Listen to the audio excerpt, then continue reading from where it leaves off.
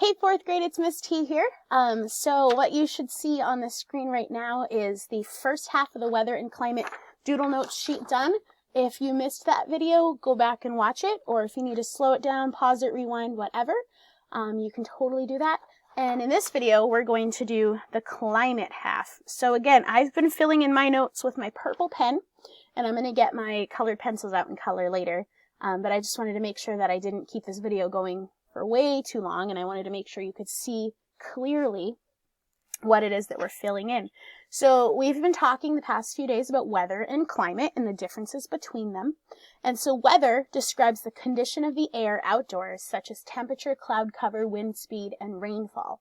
Climate is a different term, and we see some things in our doodle notes that'll kind of allude to that. But let's go ahead and let's fill in our definition on climate. So when we're talking about climate, highlighted there in purple, climate is the average or typical weather condition of a region year after year, at least a season. So climate is the average, A-V-E-R-A-G-E,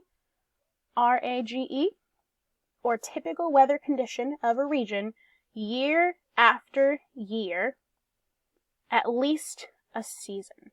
So you can't talk about climate with just one day's worth of data. You need to have compiled data over every day, you know what I mean? And then that way you can have, you can predict, well, in previous years, weather has been like this in April, or whatever time of year you're talking about. So climate is the average or typical weather condition of a region year after year, at least a season.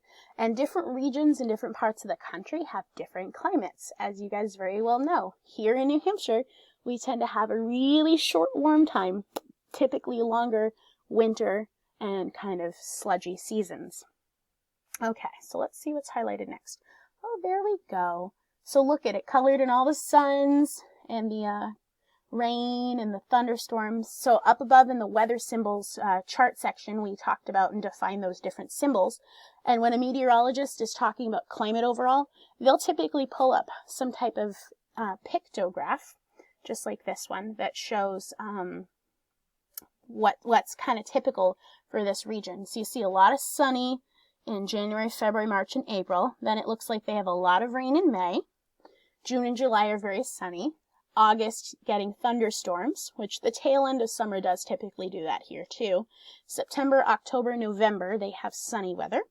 And then December, it looks like they've got wind gusts underneath that cloud. So this is definitely not a climate chart for New Hampshire. And the average or typical weather in this region is sunny. So there are 12 months, and you can see that 4, 6, 7, 8, 9 of the 12 months, 9/12 of the year, is sunny. So the average or typical weather is sunny. And so we draw a sun in that box. I'm going to go ahead and draw one in purple pen, and I'll color my sun in later. I'll give you a second while I'm drawing in my sun. No, this looks kind of silly.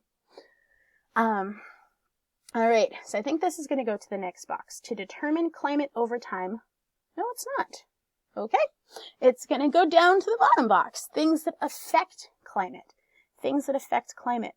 So we see wind right next to that, and then the shape of land. The shape of land. So you see those mountain ranges there. Ocean currents.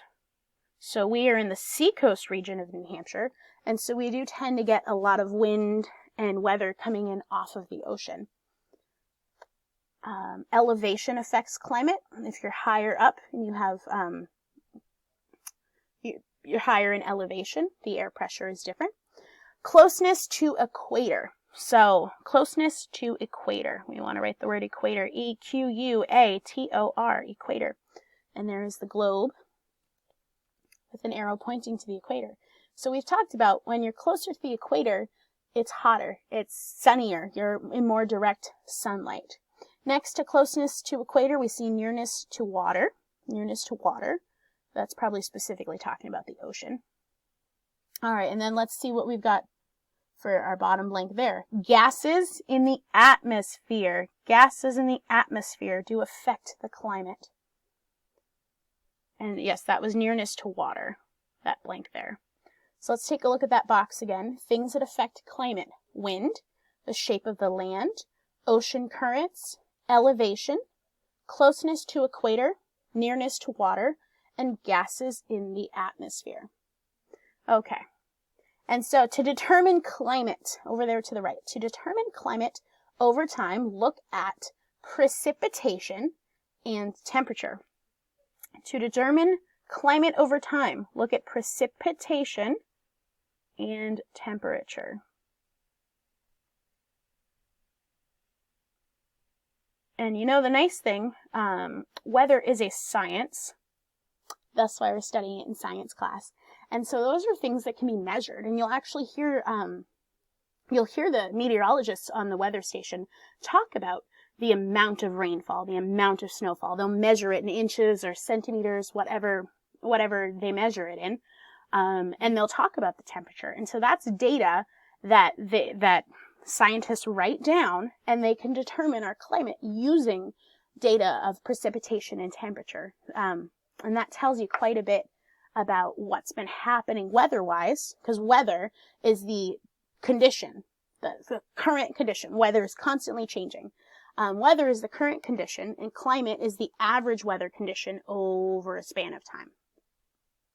And so, we see down there at the bottom, underneath the to determine climate box, we see a clock, and it says climate happens over time. So climate happens over time. It happens in years. You don't measure climate in minutes. That's not what you do, but you can get an hourly weather report. Weather can be forecast out in hourly segments. Oftentimes the meteorologist will do a 5-day or a 7-day forecast, and they can tell you based on past years. They can kind of project based on climate information what's gonna happen. So climate happens over time. All right, so I'll leave that up there for a smidge.